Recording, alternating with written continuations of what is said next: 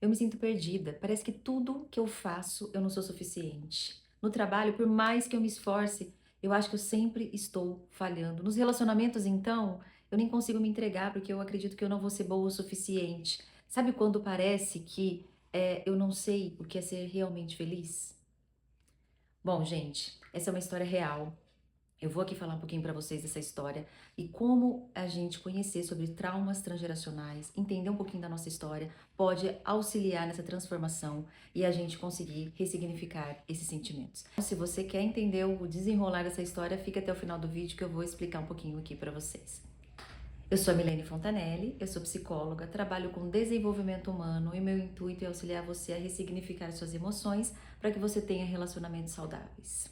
Então a Clara chegou na terapia com 25 anos com essas queixas de não ser boa o suficiente e não se sentir feliz. Então a Clara ela viveu num ambiente onde sempre quando ela era criança ela era muito elogiada. Se ela tirava nota boa, a mãe elogiava. Se ela ajudasse em casa, a mãe elogiava. Então ela sentia que toda vez que ela fazia algo concreto mesmo, visível, os pais davam valor para ela, principalmente a sua mãe.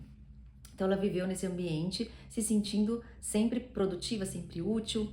Aí chegou a adolescência. Quando chegou na adolescência, ela começou a sentir um vazio. Por quê? Porque ela sentiu que os pais mudaram. Né? Então é o sentimento dela com relação aos pais, principalmente de novo voltado para sua mãe, que o foco aqui vai ser a mãe da Clara. E aí, com isso, ela tirava notas boas, era como se fosse uma obrigação. Se ela ajudasse em casa, também não estava fazendo mais que obrigação. E isso começou a pesar muito para ela, porque nada que ela fazia, então ela começava esporte, ela não se sentia boa o suficiente. Ela começava dança, ela também não se sentia boa o suficiente. Então ela parava. Por quê? Porque ela achava que ela não ia ser boa naquilo que ela estava fazendo. E aí, com o tempo, ela foi percebendo isso e ficando cada vez mais introspectiva. Não tinha vontade muito de se relacionar, não sabia mais o que ela gostava. Um dia, uma amiga perguntou para ela do que ela gostava, o que ela gostava de fazer. Ela não sabia mais responder. Ela não estava se encontrando mais naquelas situações. E foi quando ela procurou a terapia.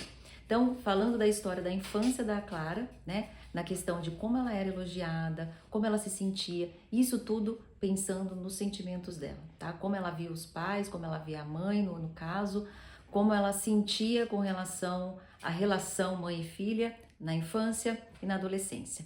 Mas dá pra gente parar aí? Dá pra gente julgar simplesmente como a Clara viu a situação? Porque lembre-se, gente, que assim, isso são percepções, né? Por isso que muitas vezes a gente fala como que um filho reage de uma forma, o filho reage de outra, porque são as percepções que eles têm daquilo que é passado, daquilo que nós pais passamos para os nossos filhos. Então, nesse caso, é a percepção da Clara. Conhecendo a história da mãe. Então, vamos lá para a história da mãe da Clara. Vou colocar o nome aqui, é Heloísa. Ela cresceu num ambiente onde a mãe era emocionalmente distante. O que quer dizer isso, gente? A mãe, ela não sabia, então a avó da Clara, ela viveu numa geração que ela não expressava, não elogiava, não falava que estava bom e também não expressava o afeto com com o filho, né? No caso, a Heloísa. Então ela viveu sempre assim, sempre tentando agradar a mãe para que ela pudesse receber um carinho, receber uma atenção. E isso foi a vida inteira dessa forma. Mas ela sempre pensava, né? A Heloísa falava, não, eu vou ser diferente quando eu for mãe, né? Eu vou falar, né? Isso é uma coisa consciente que a gente como pai, a gente e como mãe, a gente quer fazer diferente da nossa história. E aí ela pensava a mesma coisa. Então o que ela fazia quando ela teve a filha, né? Quando ela teve a Clara, o que ela fez? Ela falou, bom, eu vou fazer diferente. Então, elogiava a Clara com as notas boas, elogiava quando a Clara fazia alguma coisa positiva dentro de casa. E na adolescência, claro, é natural que ela também pensava, bom, ela precisa ter um desenvolvimento, ela precisa criar uma independência. Ela começou a fazer o quê? Se afastar, de certa forma, não elogiar. E aí, a Clara sentiu esse afastamento também.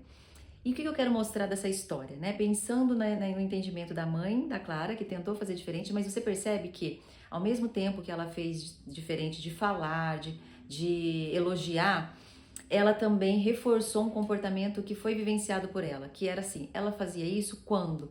Quando a Clara fazia algo específico para conquistar aquilo. Como se assim, para que ela pudesse ter o amor da mãe, né, a Clara precisasse sempre merecer fazendo algum esforço. Por exemplo, tirando notas boas ou ajudando em casa, como eu disse. Então, sem perceber, ela fazia os elogios, né? Ela mudou a atitude, mas ela fazia isso da mesma forma que ela sentia que ela tinha que fazer com a mãe. Percebe como é complexo? A gente precisa ter esse entendimento? Então, olhando a história da mãe da Clara, olhando a história da Clara, a gente percebe que os padrões vão se repetindo de formas diferentes, mas se repetem.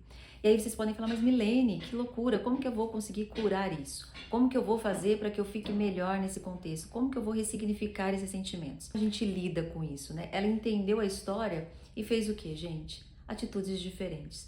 Todas as vezes que ela percebia que ela estava se sentindo pressionada a agradar ou a ter que fazer alguma coisa para se sentir amada, o que a Clara começou a fazer? Ela começou a enfrentar esses sentimentos, entender que ela poderia ser valorizada pelo o que ela era e não simplesmente pelo que ela fazia pelo outro. Então ela começou a dar mais atenção para as vontades dela, ela se desafiou, então ela foi fazer algumas coisas diferentes do que ela já fazia, né? Então ela se desafiou aí no ambiente, por exemplo, ela começou a fazer um esporte que ela não achava que praticava, começou a fazer academia num horário que ela achava que ela não iria conseguir, para ela se desafiar, entender que ela conseguiria fazer as coisas externas de acordo com as suas vontades e não pelo que o outro esperava. Além disso, né, nós estamos falando aqui de coisas externas porque é mais fácil da gente visualizar, internamente ela também começou a buscar quais eram os objetivos, como ela se via, o que ela queria da vida dela, o que ela mais gostava de fazer, o que dava prazer para ela.